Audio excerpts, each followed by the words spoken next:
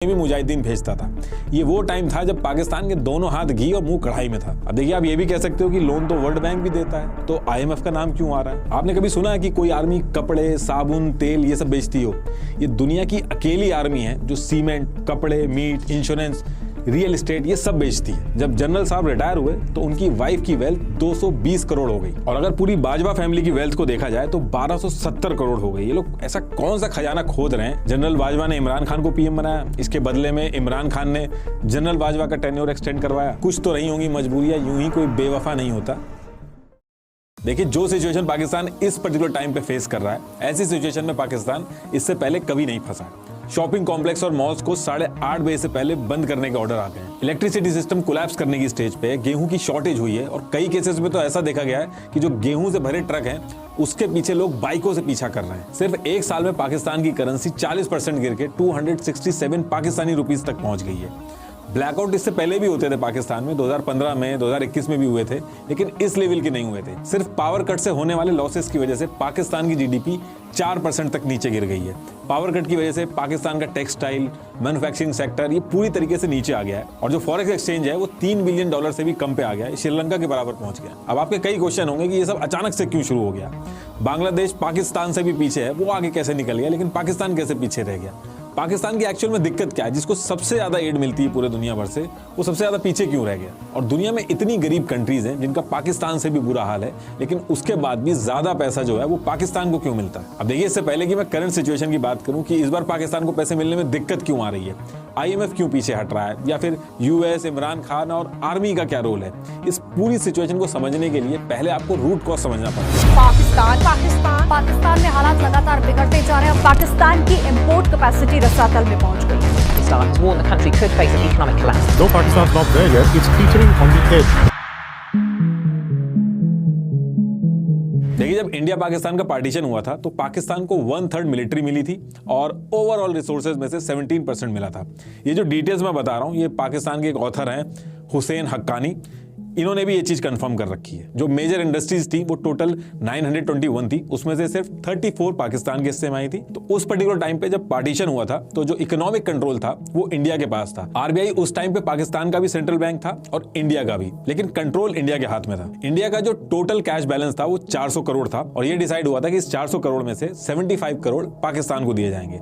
75 करोड़ में से 20 करोड़ जो थे वो पाकिस्तान को 15 अगस्त 1947 को ही दे दिए गए थे, और बाकी का जो 55 करोड़ था उसको बाद में देने की बात की गई थी। उस समय पाकिस्तान के सामने जो सबसे बड़ी दिक्कत थी वो थी कि ये जो रिफ्यूजीज आए थे उनको सेटल करना, उसमें काफी पैसा चाहिए था। लेकिन उस टाइम पे कश्मीर को लेकर काफी इशू हो रहा था, तो नेहरू जी और पटेल जी ने यह माना कि जो 55 करोड़ है इसको रोक लेना चाहिए, वरना ये इस पैसे से हथियार खरीदेंगे और हमारे खिलाफ ही यूज करेंगे। हालांकि ये जो पैसा था ये आगे चल के महात्मा गांधी जी ने दिलवा दिया था, लेकिन उस पर्टिकुलर टाइम तक जब तक ये पैसा मिला था उससे पहले भी पाकिस्तान की जो इकोनॉमिक कंडीशन थी वो काफी खराब थी। इकोनॉमिक कंडीशन भले ही थोड़ी सी वीक थी, लेकिन मिलिट्री स्ट्रांग थी, क्योंकि इंडिया एग्री कर गया था 1/3 आर्मी स्प्लिट करने के लिए। इंडिया की जो पॉलिटिकल लीडरशिप थी वो ज्यादा स्ट्रांग थी पाकिस्तान के मुकाबले।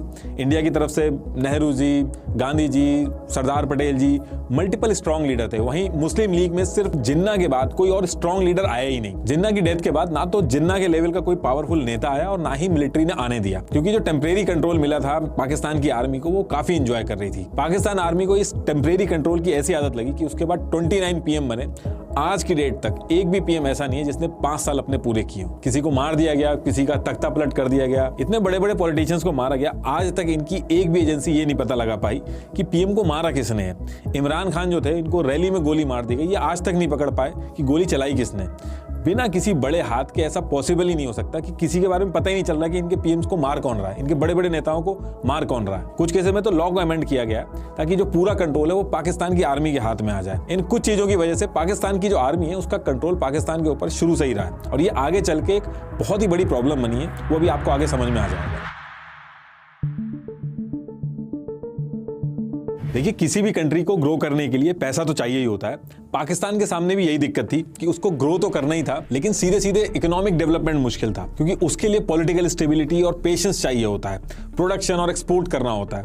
तो पाकिस्तान की लीडरशिप ने इसके लिए नए नए जुगाड़ निकाले और इसी एफर्ट्स में उसको दिखा यूनाइटेड स्टेट ऑफ अमेरिका और उसकी मिलिट्री नीड्स। पाकिस्तान को उस पर्टिकुलर टाइम पे रियलाइज हो गया था कि यूएस का साउथ एशिया में कोई दोस्त नहीं है और उसको सोवियत यूनियन को कंट्रोल करना है और इसके लिए उसको पाकिस्तान की जरूरत पड़ सकती है। तो इसमें उसको एक मौका दिखा। पाकिस्तान ने अपने आप को यूएस का फ्रेंड दिखाया और इसके बदले में उसको मिली फॉरेन एड। लेकिन क्वेश्चन है कि ये फॉरेन एड दी क्यों गई? देखिए, आज की डेट में आप देखते होंगे कि इंडिया के अंदर बहुत सारे यूएस के कॉल सेंटर्स हैं। यूएस के एम्प्लॉयर्स वहां के एम्प्लॉयज को छोड़ के इंडिया से बंदे हायर करते हैं। ऐसा इसलिए क्योंकि एक यूएस सिटीजन की सैलरी काफी ज्यादा होती है, उसकी जितनी भी लायबिलिटी होती है वो यूएस के एम्प्लॉयर की होती है। इंश्योरेंस, पेंशन जैसे तरह तरह के बेनिफिट्स देने पड़ते हैं। कोई एक्सीडेंट भी हुआ तो सारी रिस्पॉन्सिबिलिटी उस यूएस के एम्प्लॉयर की बनती है। इंफ्रास्ट्रक्चर मेंटेन करना, ऑफिस वगैरह, ये काफी बड़ा खर्चा होता है इसमें। लेकिन इंडिया के अंदर सारे एम्प्लॉयज कम पैसे में मिल जाते हैं और किसी की भी लायबिलिटी यूएस के एम्प्लॉयर के ऊपर नहीं होती है। सेम कॉन्सेप्ट यूएस अपनी मिलिट्री में भी यूज करता है। देखिए, यूएस यूजुअली दो तरीके से वॉर लड़ता है। अगर उसे लगता है कि स्टेक्स बहुत ज्यादा हाई हैं तो वो वॉर में खुद कूद जाता है, जैसे उसने वियतनाम में किया या फिर इराक में किया। लेकिन जब उसको लगता है कि सीधा कूदने में फायदा नहीं है तो वो शैडो वॉर लड़ता है। इसमें वो दुश्मन के दुश्मन को दोस्त बना के काम करता है। मान लीजिए, अपने इंटरेस्ट को पूरा करने के लिए यूएस अगर अपनी खुद की आर्मी भेजने लगेगा तो पहली चीज तो अपने सिटीजन को खतरे में डालेगा और अगर उसको कुछ हो गया तो उसका पूरा खर्चा उसको देखना होगा। प्लस कंट्री के अंदर लोगों को आंसर करना पड़ेगा कि क्यों भेजा, वॉर की जरूरत क्या थी। अगर आप अपनी मिलिट्री डायरेक्ट किसी कंट्री के अगेंस्ट में भेजते हो तो वॉर लाइक सिचुएशन हो जाती है, कंट्रीज आमने सामने आ जाती हैं। इसलिए ट्रेडिशनल वॉर्स की जगह यूएस अलग अलग मिलिटेंसी ग्रुप को ट्रेन करता है, उनको आर्म्स देता है और उनकी फंडिंग करता है जिससे कि वो अपना मकसद पूरा कर पाए। जैसे अफगानिस्तान के अंदर मुजाहिदीनों से उसने अपना काम करवाया। कई ऐसे मिलिटेंसी ग्रुप होते हैं, मुजाहिदीन होते हैं जो पैसे लेके भी लड़ाई करते हैं। अभी जो रशिया यूक्रेन वॉर चल रही है उसमें भी आप अगर सर्च करोगे तो रशिया ने सीरियन फाइटर्स को पैसा देके रिक्रूट किया है, जिन्हें मर्सिनरीज भी बोलते हैं। ये पैसा लेके यूक्रेन के खिलाफ लड़ रहे हैं और इस मॉडल में रिस्क एकदम कम होता है। आपको भारी भारी सैलरीज नहीं देनी होती है, आपको बस वेपन्स और ट्रेनिंग प्रोवाइड करानी होती है। और इस पूरे गेम में पाकिस्तान पूरे एरिया का एक ट्रेनिंग सेंटर बन गया है और इस ट्रेनिंग सेंटर को बनाया पाकिस्तान मिलिट्री ने। जब इंडिया और पाकिस्तान आजाद हुए थे तो उस पर्टिकुलर टाइम पे दो ही सुपर पावर थी, एक यूएसए और दूसरी सोवियत यूनियन, जो अभी रशिया कहते हैं जिन्हें। सोवियत यूनियन का साउथ एशिया में बहुत ही ज्यादा इन्फ्लुएंस था। इंडिया का झुकाव भी सोवियत यूनियन की तरफ ही था। ऐसे में यूएस को पाकिस्तान एक ऑप्शन की तरह देखता था। यूएस अफगानिस्तान में अपना कंट्रोल पाने के लिए सोवियत यूनियन के खिलाफ मुजाहिदीन तैयार करता है और इन सब की ट्रेनिंग का जिम्मा लेता है पाकिस्तान। तो जब सोवियत यूनियन और अफगानिस्तान के बीच में लड़ाई चल रही थी तो उसमें रेदर देन यूएस ने अपनी मिलिट्री उतारने के मुजाहिदीन को रेडी किया।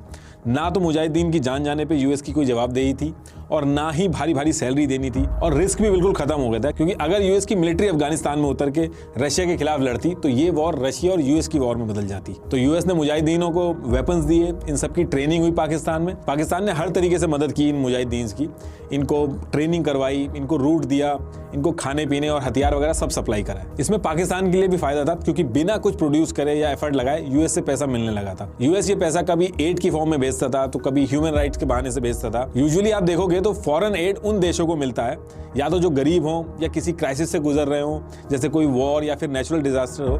लेकिन पाकिस्तान को एड मिलता था उसकी स्ट्रेटेजिक लोकेशन की वजह से, उसकी यूजफुलनेस की वजह से। इनफैक्ट साल का एक बजट भी फिक्स कर दिया गया था जिसमें बिलियंस ऑफ डॉलर्स आते थे पाकिस्तान को यूएस की तरफ से। लेकिन पाकिस्तान ये जो सेंटर्स थे और ये जो पैसा था और ये जो मुजाहिदीन थे, इनका यूज कश्मीर में भी करने लगा। 1964 तक पाकिस्तान में आने वाली जितनी भी फॉरेन एड्स आती थी ये इनके जीडीपी का 5% का हिस्सा बन गई थी। लेकिन इन सब के बीच में पाकिस्तान ये भूल गया था कि इन सब के बीच में बिना मतलब किसी और की लड़ाई उसने अपने सरदर्दी पे ले ली थी। लेकिन पाकिस्तान की जो जनता थी और गवर्नमेंट थी वो यूएस के इस एड और पाकिस्तान का अफगानिस्तान में हेल्प करने से बिल्कुल खुश नहीं थी। जनता का ये मानना था कि अफगानिस्तान में ये भी हमारे जैसे ही मुस्लिम्स हैं और हम अपने ही भाइयों को मरवा रहे हैं। वहीं गवर्नमेंट इसलिए खुश नहीं थी क्योंकि एड की वजह से मिलने वाला जो पैसा था वो बस आर्मी तक ही पहुंच पाता था, क्योंकि करप्शन की वजह से पैसा नीचे तक पहुंच ही नहीं पाता था और पाकिस्तान का एक्सपोर्ट और प्रोडक्शन इतना कोई खास नहीं था।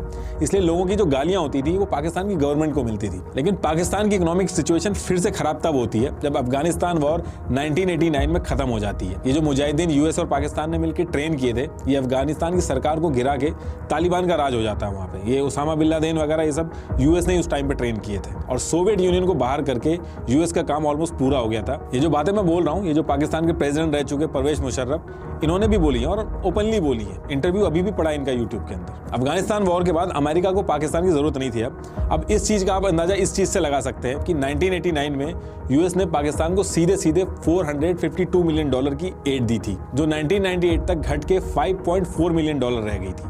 बांग्लादेश, इंडिया जब एक्सपोर्ट करके अपनी इकोनॉमी को धीरे धीरे आगे बढ़ा रहे थे, तब पाकिस्तान की मिलिट्री एड से खुश हो रही थी।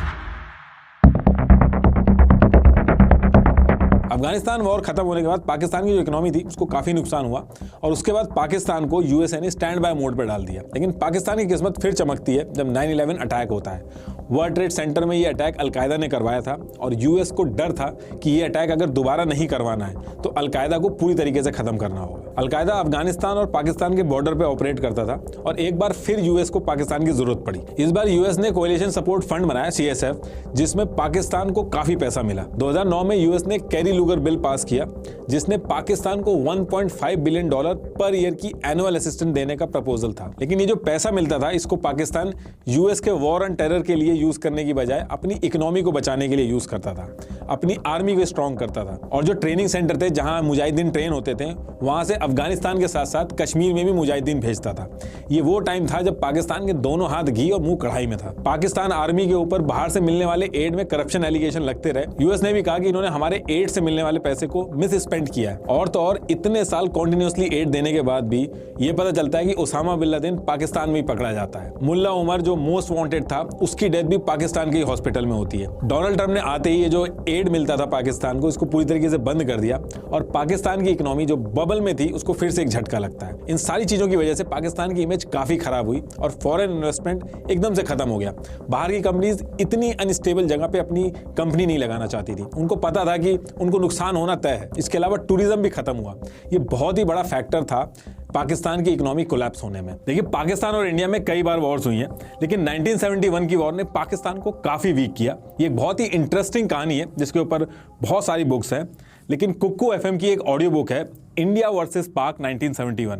इसमें बहुत ही डिटेल और आसान तरीके से बताया है इस इवेंट के बारे में। वॉर की शुरुआत से लेकर खत्म होने तक सारी चीजें बहुत ही अच्छे से बताई गई हैं। 69 मिनट्स की इस ऑडियो बुक में 1971 की वॉर के बारे में आपको काफी नॉलेज और क्लैरिटी मिलेगी। कुक्कू FM इंडिया का सबसे बड़ा ऑडियो शो प्लेटफॉर्म है, जहां कई कैटेगरीज की ऑडियो बुक्स अवेलेबल हैं।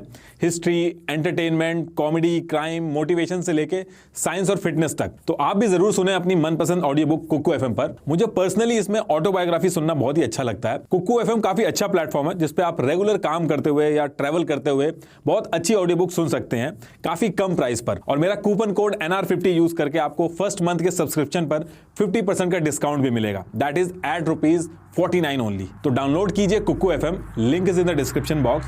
तो टॉपिक पे वापस आते हैं। देखिए, जब यूएस ने कुछ कदम पीछे लिए तो वहां पे एंट्री हुई चाइना की, और फिर यहां पे चाइना ने लोन पे लोन देना स्टार्ट किए। और इस वजह से पाकिस्तान की इकोनॉमी जो एक बबल में थी उसका प्रॉपर टेस्ट नहीं हो पाया। दुनिया में अलग अलग तरह के देश हैं, कुछ की इकोनॉमी ऑयल से चलती है, कुछ की इकोनॉमी मैन्युफैक्चरिंग से चलती है या फिर IT सेक्टर से चलती है, कुछ की एग्रीकल्चर से भी चलती है, लेकिन पाकिस्तान की इकोनॉमी एड और लोन से चलती है। पाकिस्तान एक एड डिपेंडेंट कंट्री है। जिस तरीके से पाकिस्तान यूएस के लिए एक स्ट्रेटेजिक लोकेशन है, ठीक उसी तरीके से पाकिस्तान चाइना के लिए भी एक स्ट्रेटेजिक लोकेशन है। इंडिया को टैकल करने में चाइना को बहुत ही आसानी रहती है। इंडिया जब तक पाकिस्तान में उलझा रहेगा, चाइना आराम से रहेगा। यही रीजन है कि चाइना ने पाकिस्तान के अंदर न्यूक्लियर पावर प्लांट बनाने में उसको मदद करी, और कई एनालिस्ट तो ये भी मानते हैं कि चाइना ने पाकिस्तान को न्यूक्लियर प्रोग्राम बनाने में भी मदद करी। अब देखिए, अगर आप हमारी वीडियो देखते हैं तो आपको चाइना की जो डेट ट्रैप स्ट्रैटेजी है वो ऑलरेडी पता होगी, लेकिन मैं फिर भी मोटा मोटी बता देता हूँ। चाइना पहले मार्केट रेट से ज्यादा इंटरेस्ट पे लोन देता है, फिर जो लोन आपको बाहर से 30 साल के टेन्योर पे मिलता है उसी को चाइना अप्रॉक्स 15 साल के लिए देता है। उसके बाद जिस चीज के लिए चाइना लोन देता है, मान लीजिए वो कह रहा है कि आपकी कंट्री में हम पावर प्लांट बनाएंगे, तो बनाने से लेके हर चीज में चाइनीज वर्कर और कंपनीज होती हैं।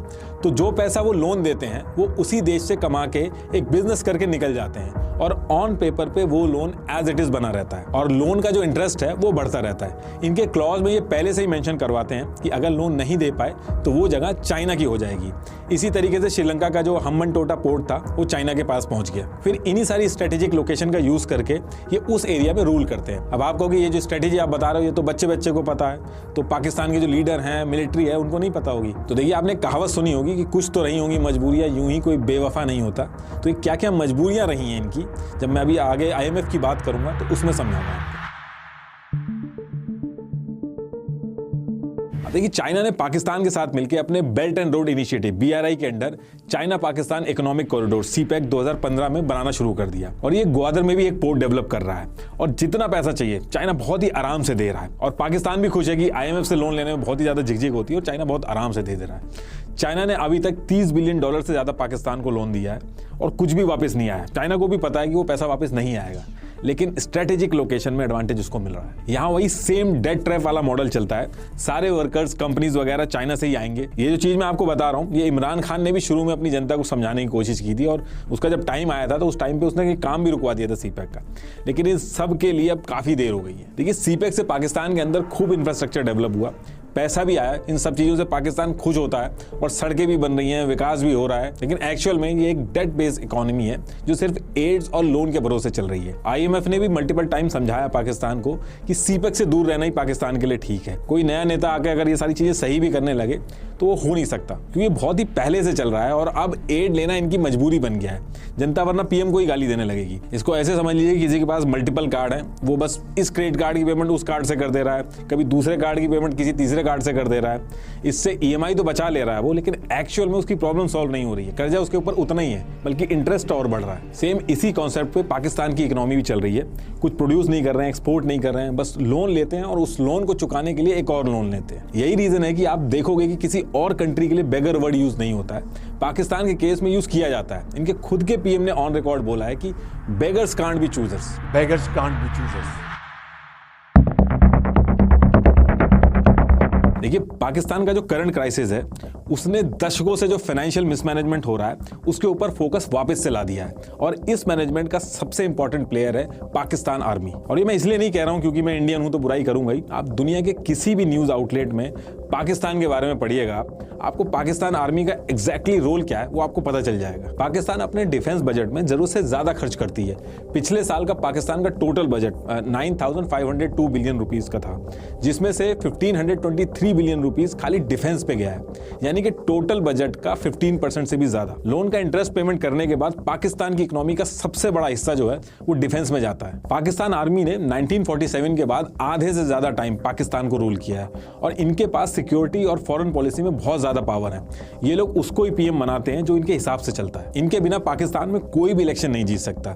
इसलिए आपने एक वो कहावत जरूर सुनी होगी, बहुत ही फेमस है पाकिस्तान आर्मी के लिए, कि जंग कदे जीती नहीं और इलेक्शन कदे हारिया नहीं। ये देखिए, इतने सारे मेडल इन्होंने लगा रखे हैं लेकिन उन्होंने आज तक एक भी जंग नहीं जीती है। पाकिस्तान की एक ऑथर है आयशा सिद्दीका, उनकी एक किताब है मिलिट्री INC। अगर मौका आपको लगेगा तो उसको पढ़िएगा जरूर। पाकिस्तान की आर्मी पूरे देश का पैसा कैसे घुमा रही है, इकोनॉमी को कैसे कंट्रोल कर रही है, बहुत ही बढ़िया तरीके से उसमें बताया। आपने कभी सुना है कि कोई आर्मी कपड़े, साबुन, तेल ये सब बेचती हो?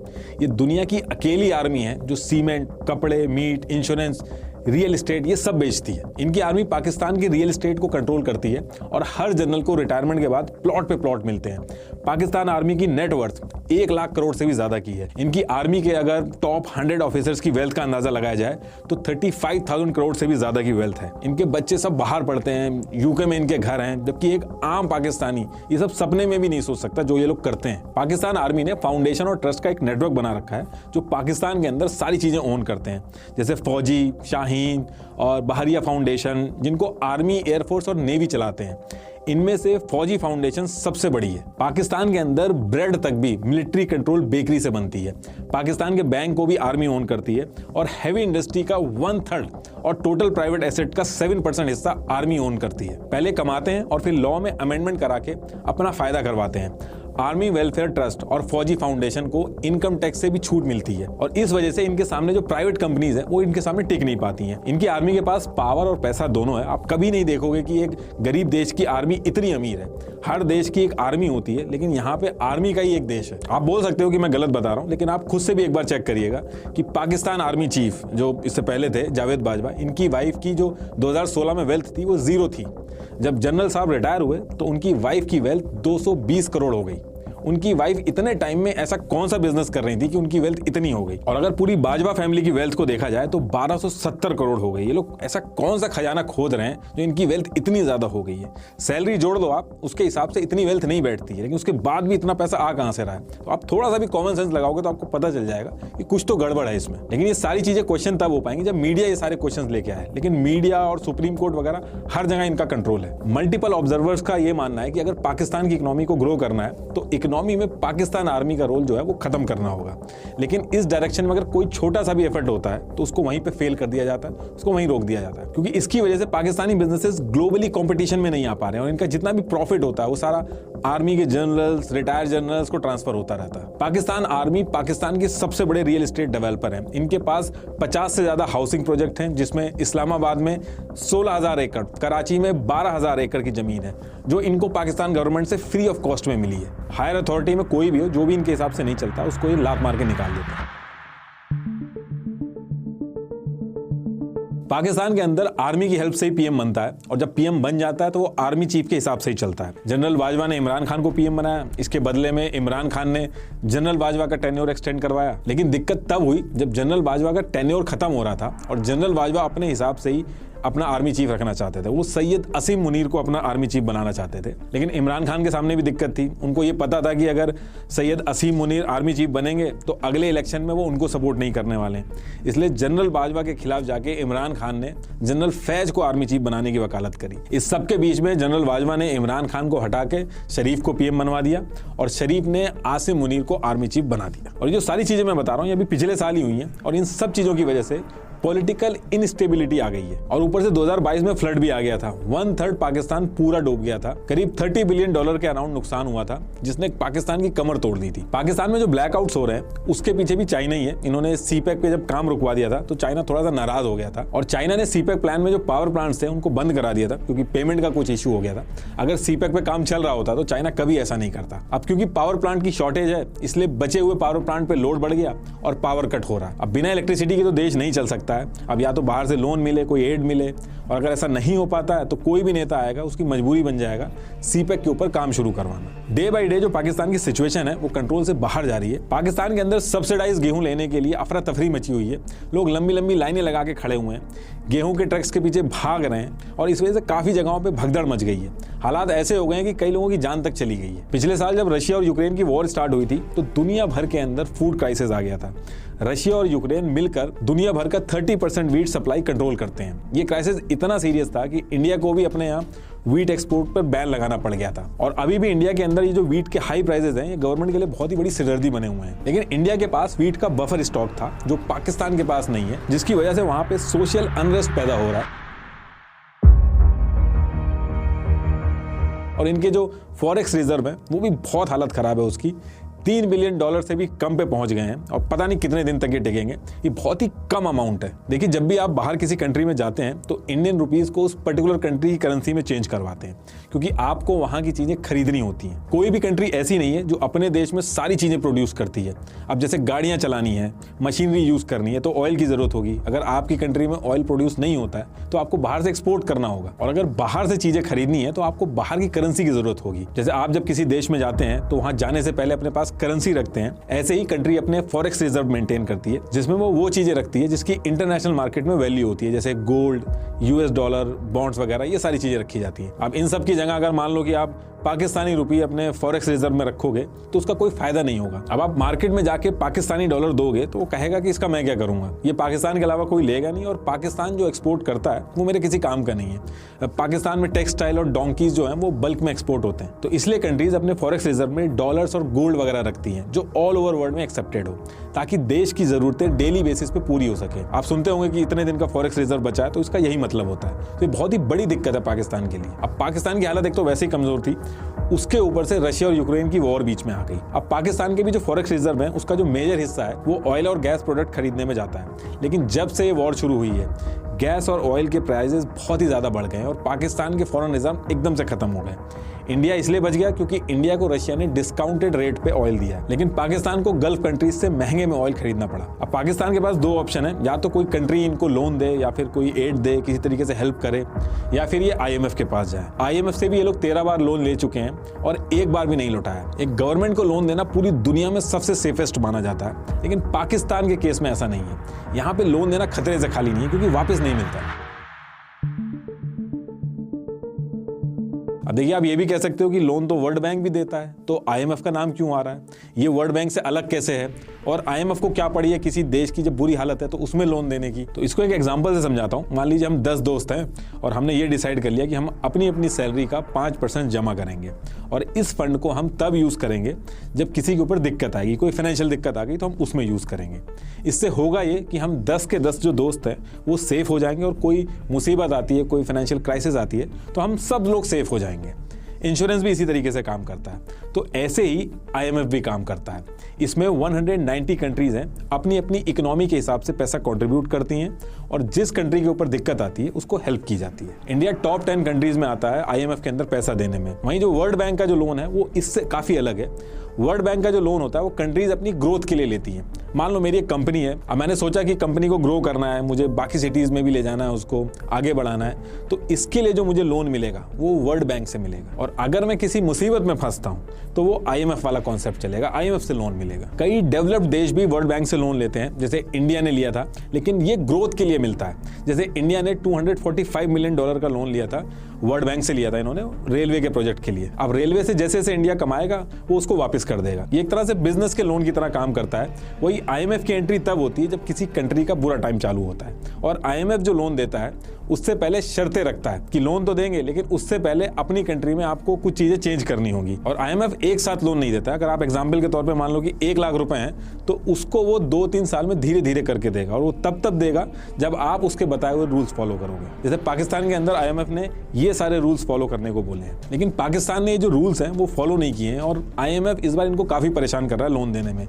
10 दिन IMF की टीम इस्लामाबाद में रह के चली गई, अभी तक लोन नहीं दिया है। वो कह रहे हैं कि पाकिस्तान रूल्स ही फॉलो नहीं कर रहा है, और इनके जो रूल्स हैं IMF के, पाकिस्तान के लिए उनको फॉलो करना बहुत ही ज़्यादा टफ हो गया। IMF के रूल के हिसाब से पाकिस्तान को गैस, इलेक्ट्रिसिटी, पेट्रोल, इन सब के जो प्राइस हैं उनको बढ़ाने चाहिए, लेकिन पाकिस्तान उल्टा कर रहा है, उनको सब्सिडीज दे रहा है। और पाकिस्तान की भी मजबूरी, अगर सब्सिडी नहीं देगा तो जो अभी महंगाई चल रही है उससे और ज़्यादा हो जाएगी। तो पाकिस्तान जो है वो दोनों तरफ से फंसा हुआ है। IMF ने जो आर्मी के जो ऑफिशियल्स हैं उनकी जो टैक्स रिपोर्ट है वो भी मांगी है, ताकि पता चल सके कि सारा पैसा जा कहाँ से रहा है। एक गरीब देश में आर्मी कैसे अमीर हो रही है, उस पर कोई इफेक्ट क्यों नहीं पड़ रहा है। इसके साथ साथ आर्मी का जो बजट है IMF उसमें भी कटौती करने को कह रहा है, और यही कुछ रीजन है कि पाकिस्तान की आर्मी IMF की बजाय बाकी कंट्रियों से लोन ले लेगी, उनसे एड ले लेगी, उनसे जाके पैसे मांग लेगी, लेकिन IMF को अवॉइड करती है। इस बार भी देखना आपको अचानक से सुनाई में आएगा कि इस कंट्री ने रिलीफ पैकेज दे दिया, क्योंकि जाके अंदर सीक्रेट डील कर लेते हैं। दूसरी चीज़ इसमें यह भी है कि जो पाकिस्तान की गवर्नमेंट है वो चाहती है कि इंडिया से रिलेशन सुधरें, क्योंकि तभी ट्रेड होगा, तभी पॉलिटिकल स्टेबिलिटी आएगी। लेकिन पॉलिटिकल एनालिस्ट जो हैं वो ये मानते हैं कि पाकिस्तान आर्मी कभी नहीं चाहती कि इंडिया से रिलेशन सुधरें, क्योंकि अगर इंडिया से रिलेशन सुधर गए तो ये जो हज़ारों करोड़ का बजट लिया जाता है आर्मी के नाम पर, उस पर क्वेश्चन उठेंगे। इसलिए आप नोटिस करोगे जब भी दोनों देश के बीच में कोई ट्रीटी होती है या कोई नज़दीकियाँ आती हैं या कोई बातचीत शुरू होती है तो अचानक से टेररिस्ट अटैक हो जाता है। 2008 में पाकिस्तान के फॉरेन मिनिस्टर बातचीत करने दिल्ली आए, मुंबई में टेररिस्ट अटैक हो गया। 2016 में मोदी जी पाकिस्तान नवाज शरीफ से मिलने गए, उसके आते ही 1 हफ्ते के अंदर पठानकोट में टेररिस्ट हमला हो गया। पाकिस्तान के प्रेसिडेंट आसिफ अली जरदारी ने कहा था कि हम इंडिया के साथ no first use policy accept करना चाहते हैं, यानी कि अगर वॉर हुई तो पहले हम न्यूक्लियर वेपन यूज नहीं करेंगे। जैसे ये बात बोली गई, जैश ए मोहम्मद ने टेररिस्ट हमला कर दिया। पाकिस्तान के PM नवाज शरीफ और इंडिया के PM अटल बिहारी वाजपेयी जी 1999 में जब लाहौर डिक्लेरेशन साइन किया था इन्होंने, तो जो उस टाइम के आर्मी चीफ थे परवेज मुशर्रफ, उन्होंने बिना अपने PM को बताए कारगिल का हमला प्लान किया और उसको एग्जीक्यूट भी कर दिया, और बाद में तख्ता पलट करके PM को हटा दिया। पाकिस्तान की जो जनता है उसको बहुत ही अलग लेवल पे लूटा गया। इनके जो चीफ जस्टिस है उन्होंने डैम के नाम पे पैसा इकट्ठा कराया। आतिफ असलम जो सिंगर है उन्होंने भी इसमें डोनेट किया था। वो डैम बना ही नहीं और उसका पैसा सारा जेब में चला गया। PIA पाकिस्तान इंटरनेशनल एयरलाइन, इनका एक सीनियर ऑफिसर था, वो यूरोप में जाके इनका प्लेन ही बेचा है। तो मतलब जितने भी डिपार्टमेंट है, जितनी भी पाकिस्तान की जनता है, उसको हर तरफ से लूटा जा रहा है। देखिए पाकिस्तान की जो करंट सिचुएशन है वो किसी लोन या फिर किसी एड से नहीं सुधरेगी।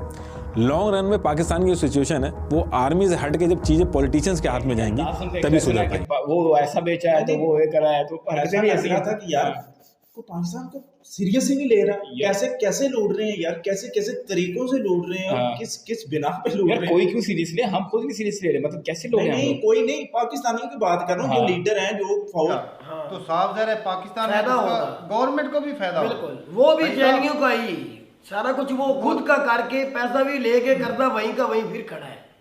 तो यही बात क्या है। बात है, पुलिस ही तो है ना चाइना की। और देखा जाए तो भाई पाकिस्तान देख रहे हैं यार मैंने देखा है हमारे आपके भी एरिया में सारे मोटरवे बनी है,